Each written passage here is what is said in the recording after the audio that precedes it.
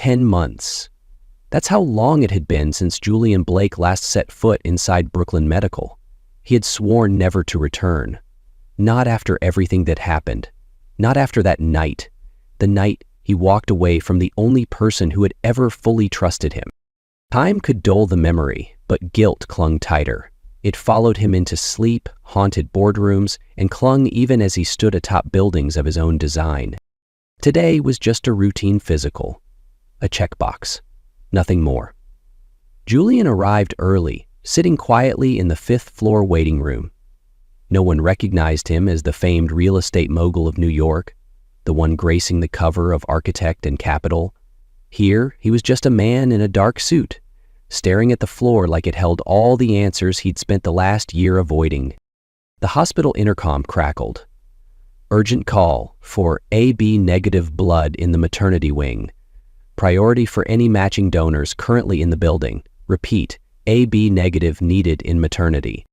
Julian looked up. AB negative? His blood type. A nurse appeared by the desk, scanning the room. When she asked, he didn't hesitate.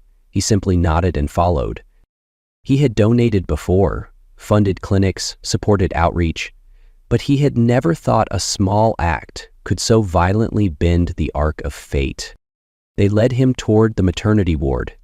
As he turned down the sterile white corridor, a chill ran down his spine. Something in the air, an ache, tugged at him, like memories waiting at the end of the hallway. "She's hemorrhaging badly. We need blood now," a doctor said, motioning him into the adjacent room. Through the frosted window, he caught a glimpse of someone, hair disheveled, body writhing with pain, hands clenched tight against the hospital bed. Julian's heart twisted. Maya Lin He would know her anywhere. Even after nearly a year, her presence hit him like a storm. The woman who once made him believe love didn't have to come with conditions. The woman he abandoned when she needed him most. Before he could ask, a nurse whispered to the attending, "Twins, no family listed, condition critical." Twins, no one with her. Still going by her maiden name. There had never been a chance for Blake to make it onto any birth certificate. The pain wasn't physical, it came from memory. Julian took a step back, as though the room itself had rejected his presence. "Do you still wish to proceed with the donation, sir?" a doctor asked gently. Julian looked toward the barely open door, toward the woman who once meant everything. He nodded. His voice was low, rough. "She used to be my entire world." They met on a blustery winter night, where golden light from the Midtown Conference Hall glinted against the glass walls of the building.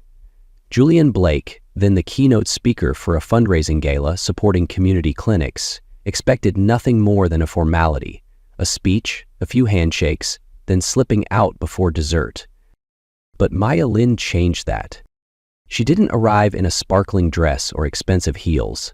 She wore a simple, moss-green knit dress, hair tied back, and a faded plastic badge that read Resident Pediatrics. She didn't gush over Julian like the others. When introduced, she simply shook his hand and said, "Thank you for funding the Bronx clinic. I trained there. Every chair, every roll of gauze mattered." No flattery, no effort to impress. Julian was drawn to that sincerity like gravity. They started slowly. Emails turned to coffee between shifts. Julian, who was used to power lunches and fleeting relationships, suddenly found himself looking forward to standing beside a food truck outside the hospital, waiting for Maya. She didn't ask about market shares. She asked about the buildings he once designed, why he left architecture. At first, he gave glib answers, money, power. But one night, on an old bench in Union Square, he admitted, "My family moved 8 times in 10 years. I just wanted to build something that lasted, something that wouldn't fall apart." Maya didn't laugh. She simply nodded. "I get it. I became a doctor for a similar reason. I couldn't save my mother, but maybe I can save someone else's child." Julian had never loved like that, slowly, quietly, completely. She once told him, "Love isn't about running. It's about staying, even when it's messy." Then one day, Maya told him she was pregnant. Julian's penthouse in Soho gleamed with clean lines and cold marble. That morning, Maya arrived after a night shift, holding a paper bag of pastries and 2 coffees. She looked tired, but her eyes sparkled. She placed a hand on her stomach, softly, gently, and the air in the room shifted. "I'm pregnant." Julian didn't speak for several seconds. He thought he misheard. "You're sure?" She nodded. 3 weeks. I wanted you to be the first to know." He turned toward the window.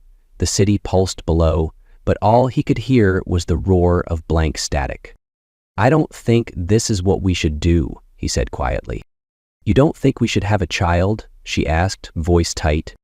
"It's not that. I'm just not built for this. You know me, Maya. You know how broken I am, how messy my life is. You're the light. I'm chaos."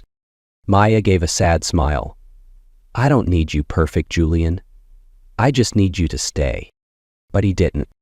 2 days later, Julian had his assistant book a work trip to London. He didn't text, didn't call. Maya left 3 voicemails. One was just the sound of her crying. He listened, then deleted them. "She'll be better off," he told himself. "She's strong."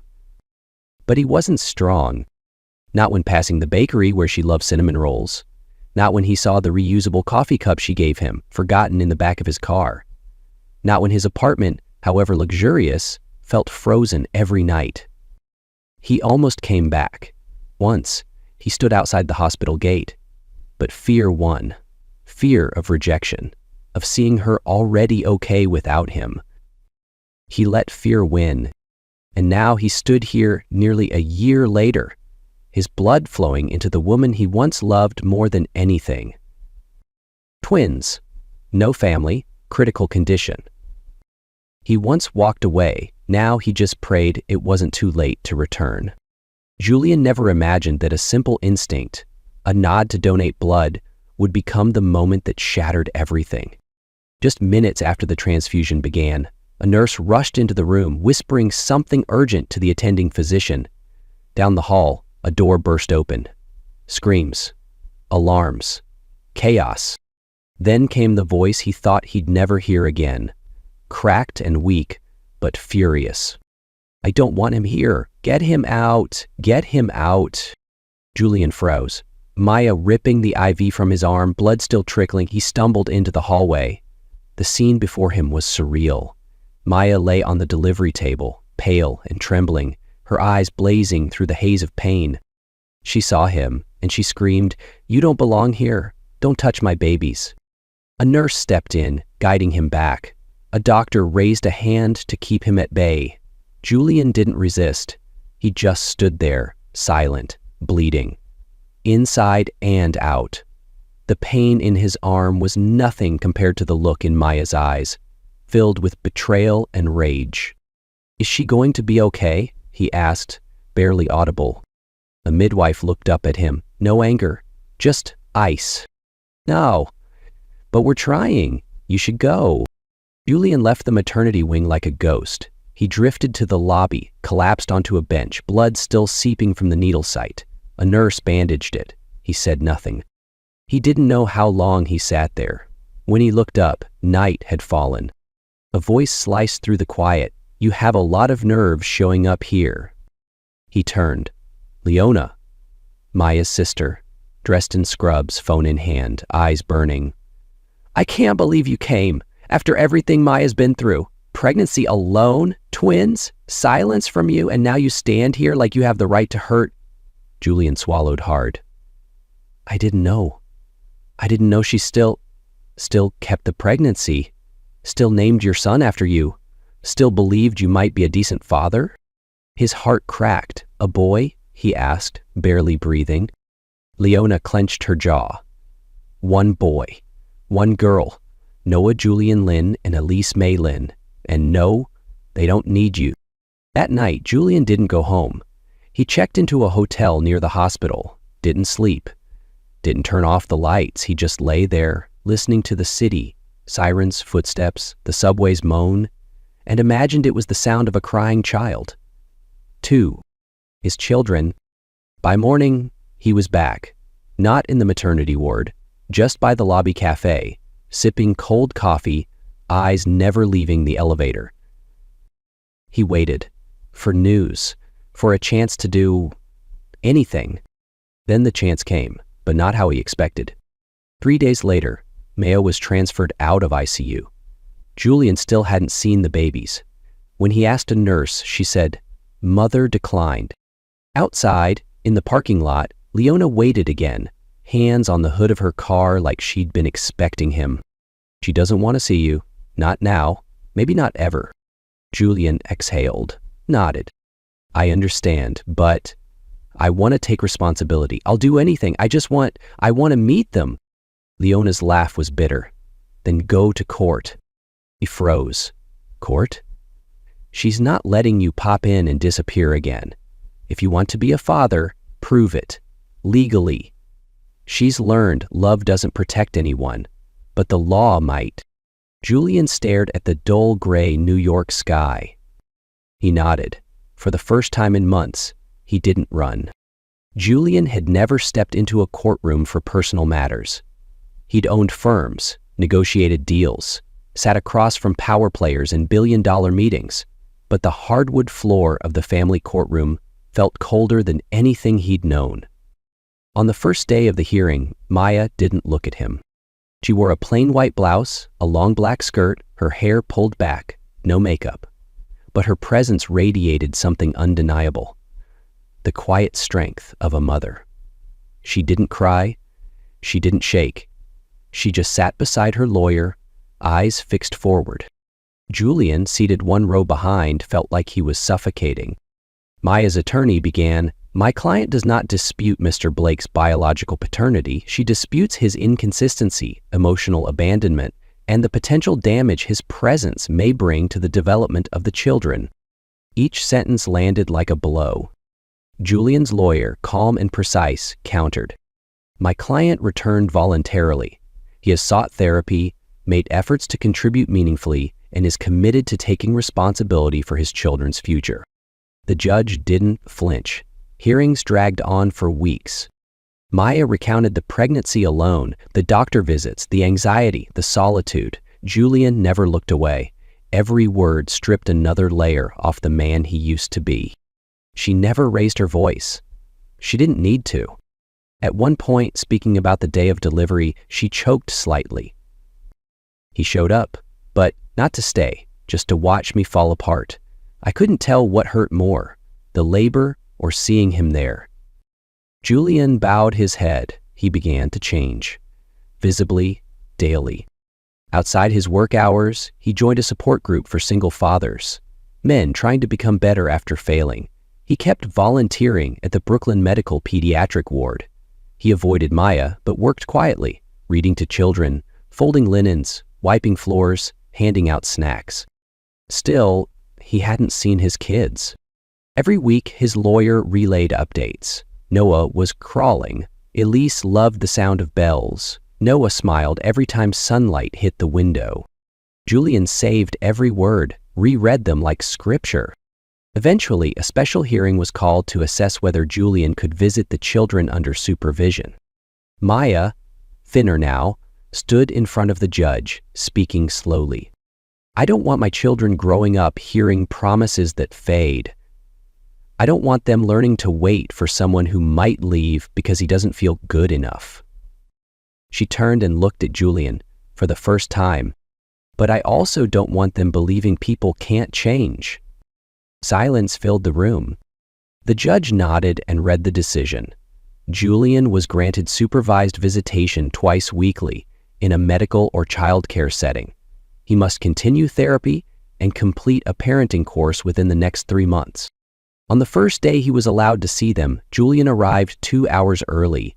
He wore a plain white shirt, no cologne, no designer watch, just a man carrying the shattered pieces of his heart to 2 tiny souls. The room was small, bathed in warm light, 2 cribs, side by side. Noah and Elise asleep. Julian stood still, afraid to move. A nurse whispered gently, "You can go closer. They don't know who you are, but they'll know you're listening." He sat down between the cribs, took a deep breath. Then he began to read. Today I brought you a story. It's about two little bears. One loves to run, the other loves to nap. No response, only the sound of baby breaths. But for the first time in months, Julian felt he belonged to something, to someone, to hope. The initial visits weren't what Julian expected. He'd imagined an overwhelming wave of love, a magical bond sparked from the first look. But reality was quieter. Noah and Elise didn't cry when they saw him, but they didn't smile either. They looked at him with the wide, uncertain eyes of infants just beginning to grasp the world, a world he hadn't been part of.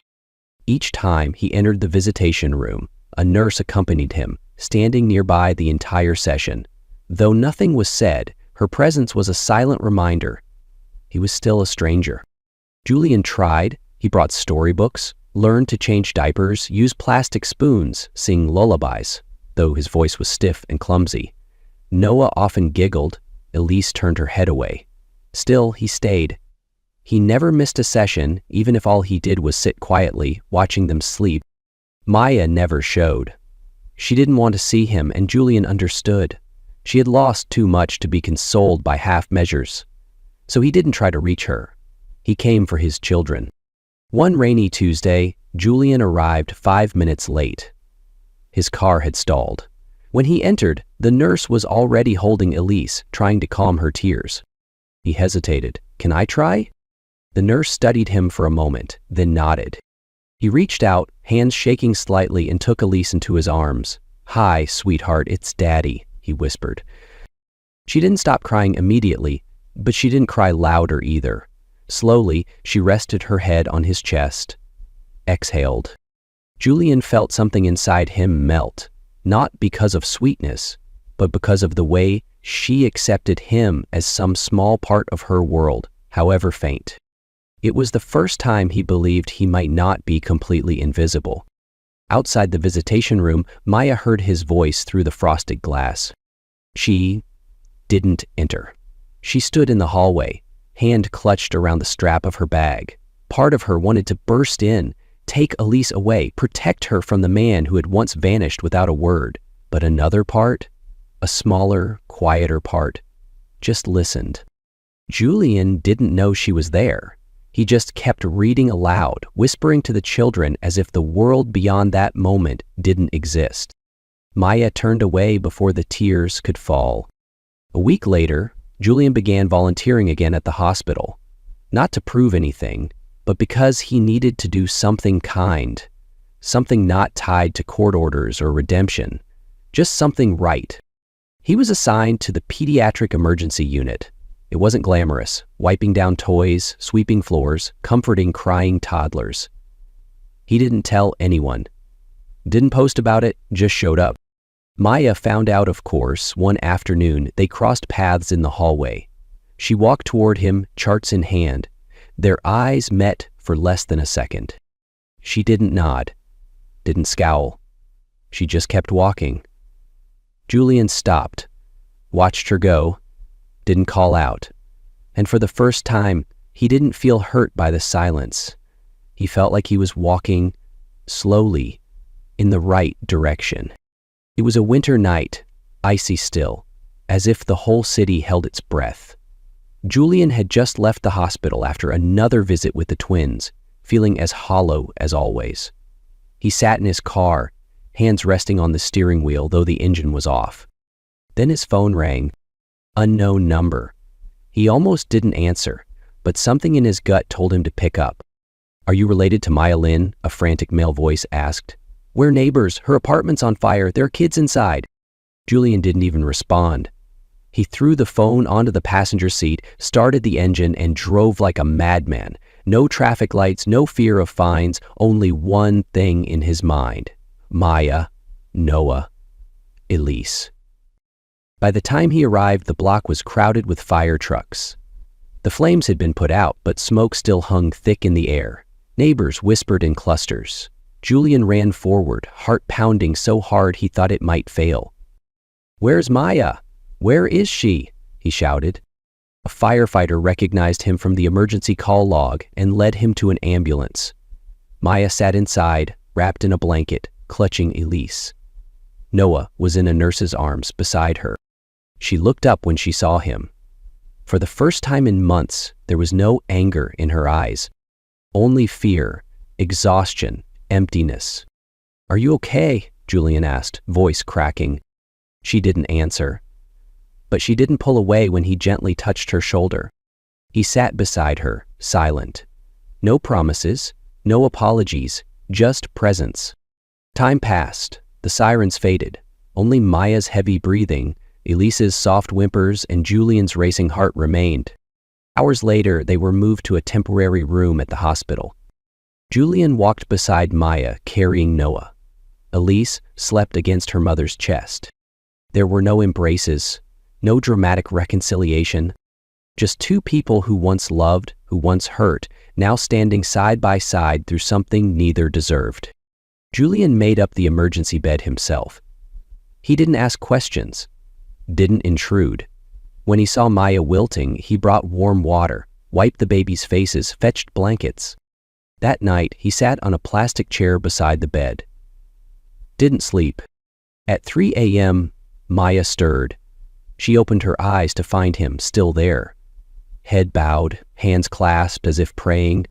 She whispered, "Thank you." He didn't answer, just lifted his head and nodded once. The next day, they sat in the hospital's social work office. A staff member asked Maya if she had somewhere else to stay. She shook her head. Julian spoke before she could. "She can stay with me, if she wants." Maya paused, looked down at the twins. Finally, she said, "Only temporarily." Julian nodded. That was more than enough, Maya, and the twins moved into Julian's apartment on a sunny Friday morning. The apartment sat on the 28th floor, not far from the hospital, with a view that embraced the city skyline. But to Maya, none of that mattered. What mattered were the two cribs already set up by the window, the clean kitchen, and Julian standing in the corner of the room, offering no grand welcome, only a quiet nod when she entered. There were no warm greetings, no reunion hugs, just silence.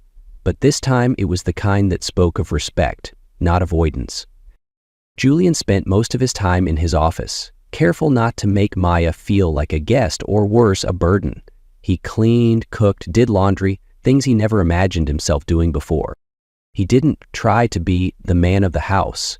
He only wanted to be present. Quietly, steadily. Maya kept her distance.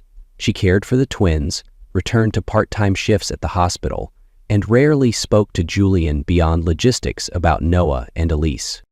But Julian didn't take it personally. He understood. Some walls are built not to shut others out, but to keep oneself safe. One night, Julian couldn't sleep. He sat alone in the living room, holding a cup of cold tea. In the dim light, he noticed the children's storybook he often read lying face down on the couch.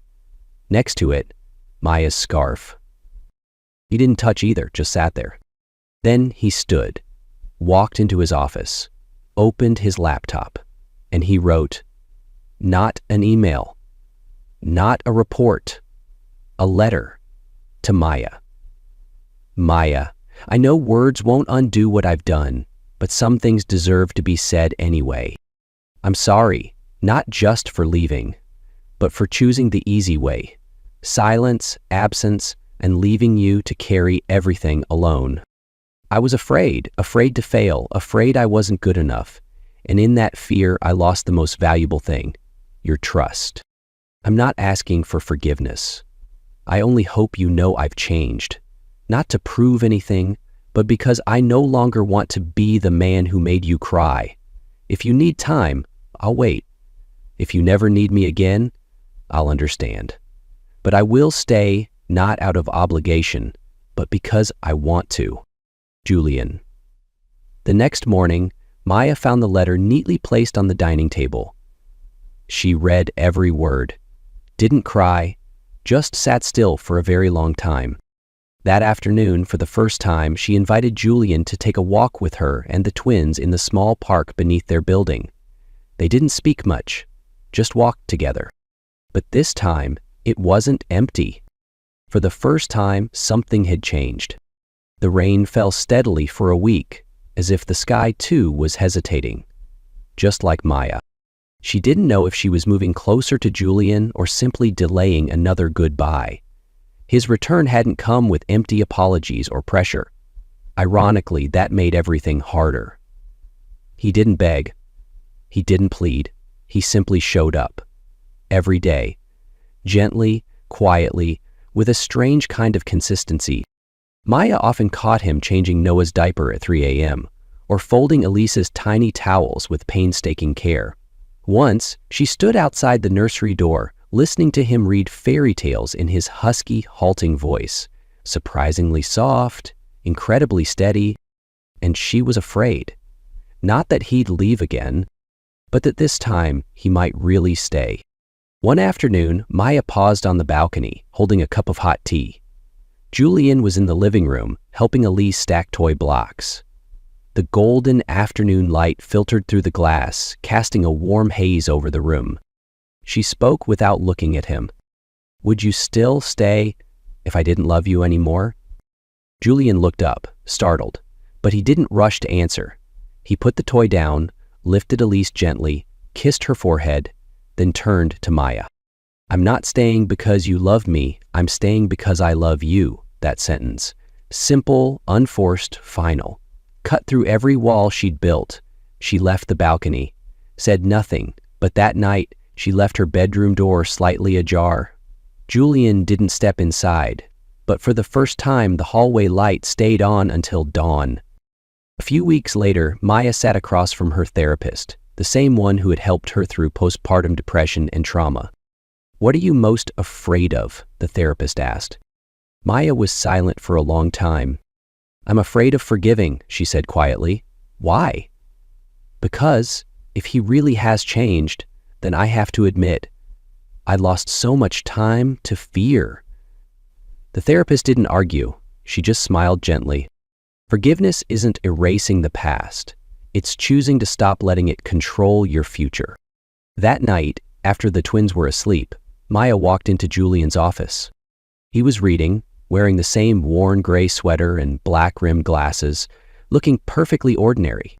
She said, softly as breath, "If I said I wasn't sure I could love you like before, would you still stay?" Julian looked at her for a long time, then nodded. "I'd stay. Not because I hope you'll love me again, but because you're not just part of my life anymore. You are my life." Maya didn't answer. She simply stepped forward. And for the first time, after all the exhaustion, she rested her head on his shoulder. That night, something fragile but real began between them, a silent agreement that they would try. Just try. They started over like two old strangers, slowly, with boundaries. Every Saturday night, after the twins were asleep, they cooked together, dined on the balcony, avoiding the past, not rushing the future, just two grown-ups learning how to be present. Julian never touched her hand unless she reached first. Maya never asked about his feelings unless she was ready to hear them. Everything was offered, not expected. 1 month passed, then 2, then 3. The distance slowly closed by small gestures. A morning coffee beside her medical textbook. Maya's silk scarf folded neatly on Julian's chair. No declarations needed, because trust doesn't require haste. One night, after Noah and Elise had fallen asleep, they sat in the living room, bathed in warm, amber light. Maya rested her head on Julian's shoulder, eyes half closed. "I don't need a big wedding," she whispered. "I just need to know you'll be here. Tomorrow, the day after, and after that." Julian gently squeezed her hand. "I'll be here, every ordinary day. On the hard ones too, not just for you, for us. No ring, no flowers, just a promise." But in that quiet promise, something stronger than diamonds was offered. Something steady. 3 months later, they held a quiet ceremony in the hospital chapel, the place where they had both weathered their darkest hours. Maya wore a simple white dress. Julian wore a soft gray tie. Noah and Elise, in tiny white outfits, toddled behind them, each holding one of their parents' fingers. No orchestra, no professional camera crew, just warm smiles from nurses, doctors, and a handful of friends. And maybe that was more than enough. In a soft thank you speech, Maya said, "We used to think love was a feeling, a moment. But true love, it turns out, is something you build, day by day, with patience, forgiveness, and hope." Julian held her hand, Elise giggled, Noah yawned. And a new chapter, not promised to be perfect, but meant to last, quietly began.